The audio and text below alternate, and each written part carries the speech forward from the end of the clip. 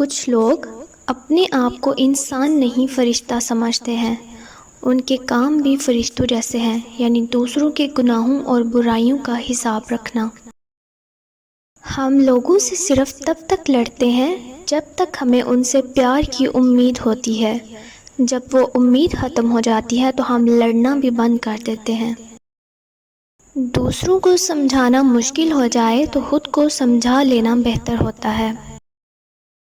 پوری دنیا میں صرف ایک ہی شخص ہے جو آپ کی زندگی کو بدل سکتا ہے، اور وہ آپ خود ہیں۔ زندگی ہے، جی لو، ورنہ یہ گزر جائے گی۔ جب یقین ٹوٹتا ہے تو سب سے پہلے زبان خاموش ہو جاتی ہے۔ شکوے ہر رشتے میں ہوتے ہیں۔ ہم خود مکمل نہیں ہوتے، لیکن رشتہ مکمل چاہتے ہیں۔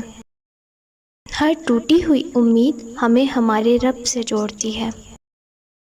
لوگ نصیحت سے نہیں، ٹھوکر سے سبق لیتے ہیں، کیونکہ نصیحت اکثر ایک کان سے داخل ہو کر دوسرے کان سے باہر نکل جاتی ہے، مگر ٹھوکر سیدھی دل پر لگتی ہے۔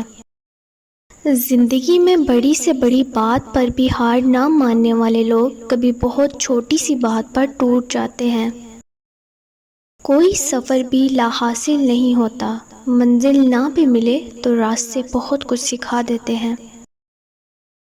ایک مرنے والے انسان کو نہیں معلوم کہ تم نے اس کی موت پہ کتنے آنسو بہائے، لیکن ایک زندہ انسان کو مرتے دم تک یاد رہے گا کہ زندگی میں تمہاری وجہ سے اس نے کتنے آنسو بہائے۔ جو بھی پاس ہے اس کی قدر کیجیے۔ جب ہماری موجودگی میں ہماری کوئی قدر نہیں کرتا تو اس سے دور اس آرزو میں چلے جانا کہ اب شاید اسے ہماری قدر ہو جائے گی۔ ایسا کرنا بالکل ایسے ہی ہے جیسے سوکھی لکڑیوں پر پانی بہا کر آگ جلانے کی کوشش کرتے رہنا۔ جنہیں احساس نہیں ہوتا انہیں کبھی بھی نہیں ہونا، چاہے آپ 7 سمندر پار ہی کیوں نہ چلے جائیں۔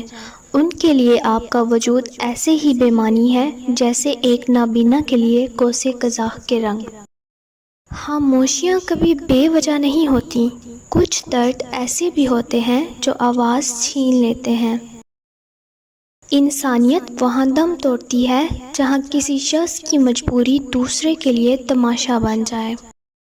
کبھی کبھی کسی سے اتنی شکایت ہوتی ہے کہ شکایت کرنے کو بھی دل نہیں کرتا۔